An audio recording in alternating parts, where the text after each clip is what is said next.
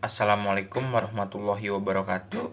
Tepang kenami Abi Fadli di kelas 12 Aparmasi bade macakeun dongeng anu judulna Kuda anu ngadul.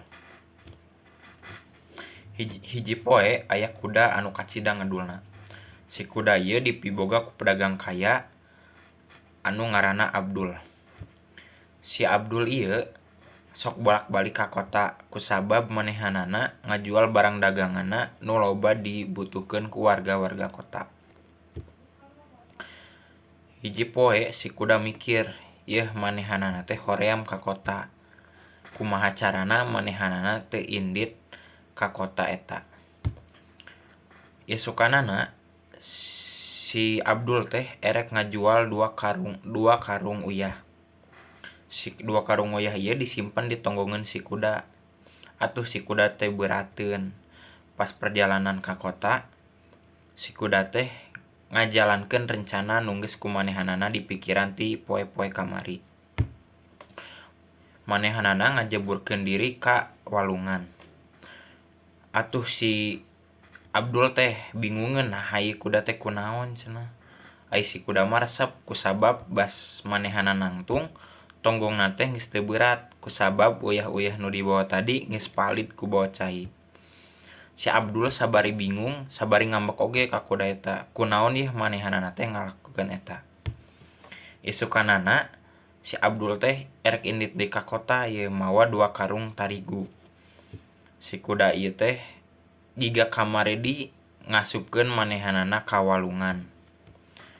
Yeuh atuh si tarigu teh kabawa deui palid ku cai teu nyesa saeutik-saeutik acan. Si Abdul teh akhirna ngambek pisan ta ka si kuda. Isukanana si Abdul teh mikir kumaha si kuda meh teu ngalakukeun ieu deui. Isukanana si Abdul teh ngajual barang daganganna nyaeta 2 karung kapas. Yeuh si kapas ieu disimpen di tonggongan si kuda. Pas perjalanan ka kota, bener weh si kuda teh ngalangsungkeun deui rencana manehanana ngagajeburkeun ka walungan. Tah ayeuna mah beda, kamari-kamari mah hudang ti cai teh si kuda mah hampang, ayeuna mah beurat kusabab naon nu diisianna teh kapas. Kapas mah mun beunang cai kadon leuwih beurat. Si kuda teh atuh kadon beuki beurat leumpang ka kota, sedangkeun si Abdul mah seuseurean kusabab ningali kudana anu ripuh.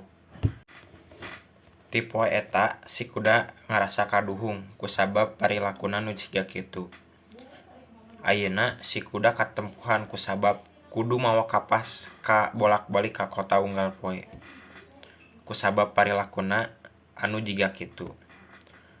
Nah, ti carita ieu arang bisa nyokot amanat nu penting di kahirupan sapopoe. Di mana lamun gawe tong sok kedul jeung tong sok ngabobodo batur.